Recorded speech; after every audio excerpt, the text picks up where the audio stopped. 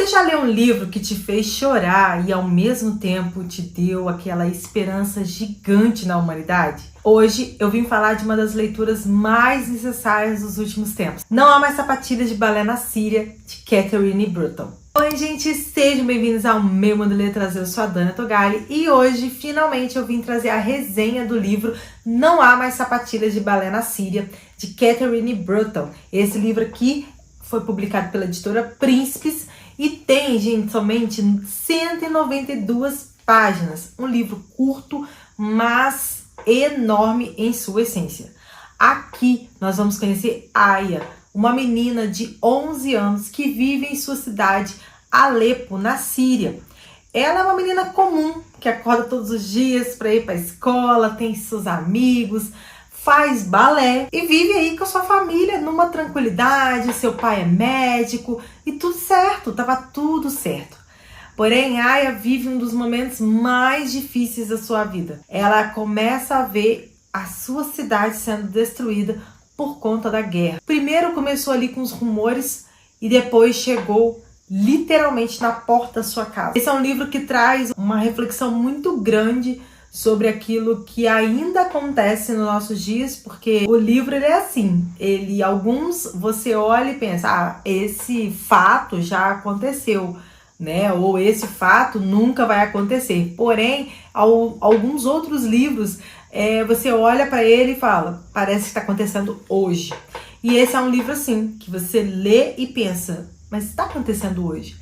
E ainda está, né? Porque nós sabemos que ainda existem conflitos nessa região. É um livro que traz uma empatia muito grande, um ensino muito grande, porque nós vamos ver que a Aya, ela foi obrigada a sair da sua casa. Como eu mencionei num outro vídeo que eu fiz, eu vou estar deixando ele para vocês aqui na descrição. A Aya, ela viu coisas que ela não precisava ver, que ela, na verdade, ela não deveria ver. Né? Nenhuma criança deveria ver isso. Que são pessoas queridas sendo levadas por conta da guerra. E por conta dessa guerra, eles tiveram que ir para Manchester, na Inglaterra. E aí, somente a Aya e a sua mãe e o seu irmão mais novo tiveram que ir. O seu pai, ele ficou para trás. Quando ela chega na Inglaterra, ela precisa lidar, né, com um choque cultural, com várias coisas sozinha. Nós estamos falando, né, de uma criança de 11 anos que teve que aprender inglês. Parece que seu pai, né, já tinha ali uma visão de que algo poderia, né, acontecer. Então ele ensinou o inglês para a Aya. Então a Aya, ela ficou encarregada de conversar com autoridades, né? E nós estamos falando, né, como eu disse, de uma criança de 11 anos. Ela não tinha que estar passando por isso. Então a Aya, ela viu coisas que ela não precisava, que ela não deveria ter visto e teve que lidar com coisas que ela não precisaria lidar. Então ela chega na Inglaterra, só que antes dela chegar na Inglaterra, nós temos que ver que ela, antes disso, ela passou pela Turquia. Então nós vamos ver toda essa trajetória dela de quando ela saiu da Síria. Eles saíram da Síria sem nada, sem documento. E quando ela chega lá, tem um lugar, é um galpão, eu imagino que seja uma espécie de galpão. Então eles ficam todos eles ali na espera de uma resposta do governo, se eles vão poder ou não ficar no país. Porque assim, como eles saíram sem documentos, sem nada, e foi uma travessia de mar, eles precisariam fazer novos documentos, né, ter toda ali a estrutura. E uma das coisas que acontecia muito era que eles queriam conversar somente com a mãe da Aya. Porém, como eu disse, só a Aya falava inglês. E eles não deixavam, às vezes, ela entrar na sala. E isso era muito complicado, porque eles queriam ouvir dela e ela não conseguia falar, eles não entendiam o que ela falava. E aconteceu algo que, assim, o livro ele traz a mãe dela muito debilitada. Quando ele traz essa informação, por tudo que aconteceu e todas as descrições, parece que a mãe da Aya entrou numa depressão. Porque, assim, quando eles tiveram que sair de Alepo, eles tiveram que esperar o Musa nascer, que é o irmão mais novo da Aya. A gente imaginando que ela não passou por um final de gestação tranquilo, ela não teve um pós-parto tranquilo, ela perdeu o marido, porque, assim, o pai da Aya é porto seguro das duas. E agora ela estava com um bebê, sem o marido, num país que ela não entendia a língua, e com a Aya. Então, assim, eu entendo que ela entrou nessa espécie de depressão, porque ela chorava muito, ela emagreceu, ela ficava, sabe assim, olhando para o nada, Então era a Aya que tinha que resolver muitas coisas. Então, olha só, nós estamos falando aqui de uma menina que teve a sua vida mudada do dia para a noite, literalmente perdeu tudo e chega num país que provavelmente não vai querer aceitar ela nem sua família, e sem notícias do pai. Porém, como eu comentei, a Aya, ela fazia balé.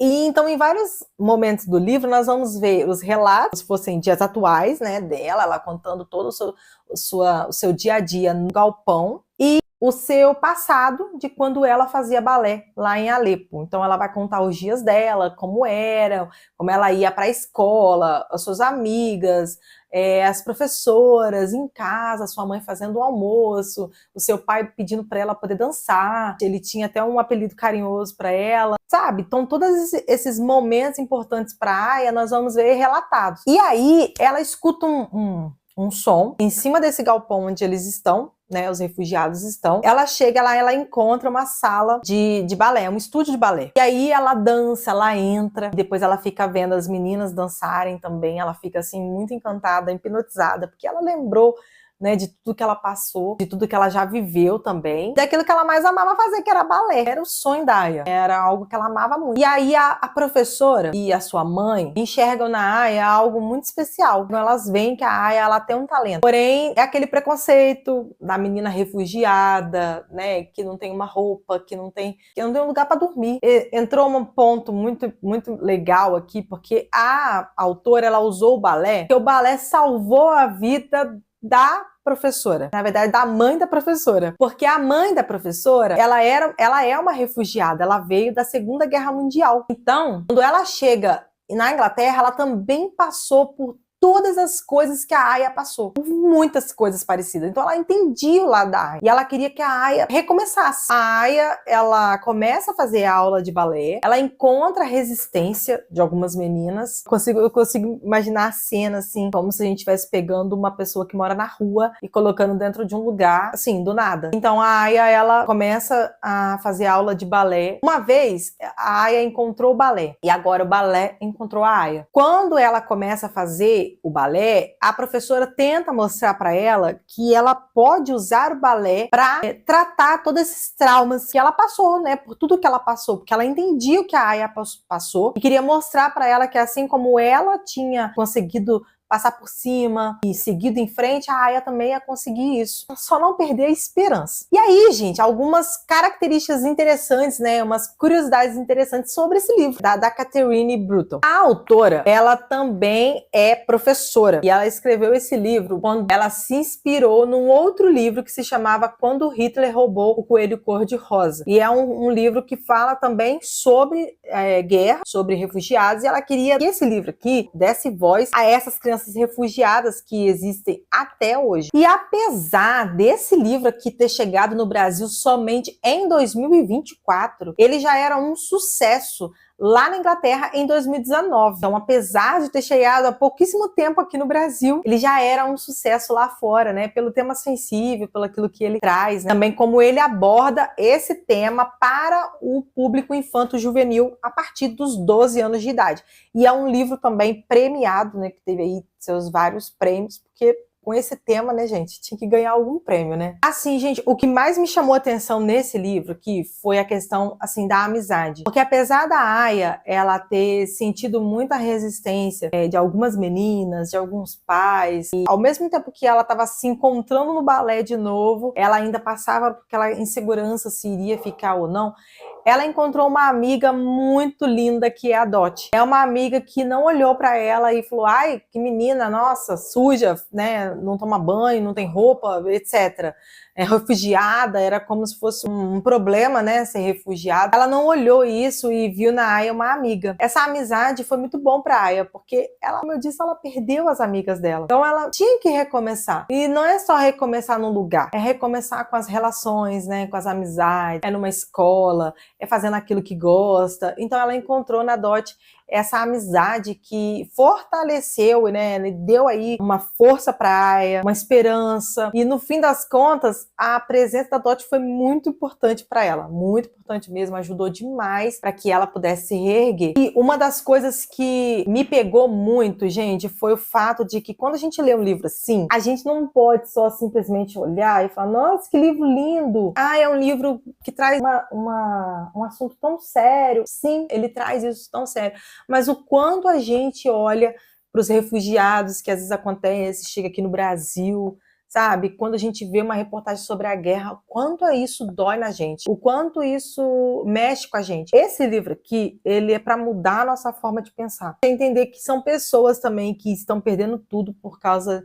de ganância, sabe? De motivos tão torpes que, ao invés do governo pensar no seu povo, ele tá pensando em si próprio. Então, são pessoas que merecem uma atenção, são crianças, sabe? Que perderam suas infâncias para viver nesse terror que é a guerra. Então, assim, é um livro que ele é curto, ele é de infanto-juvenil, mas ele traz uma mensagem muito importante, que é para que a gente mude a nossa forma de olhar quando a gente ouvir falar sobre guerra, sabe? E assim, se você quer ler Não Há Mais Sapatilhas de Balé na Síria, o link tá aqui na descrição para você conferir, né, lá na Amazon, para você garantir o seu, para poder fazer essa leitura em 2026 e conhecer essa história incrível e terminar com o coração aquecido, terminar com o coração pensando assim, a esperança, sabe? Então, deixa aqui o seu like também, para eu saber que você gostou desse vídeo. E não esqueça de deixar o seu comentário, me contar se você já leu esse livro, se você já conhecia essa história, se você já salvou ele em algum momento, ou se é a primeira vez que você ouve falar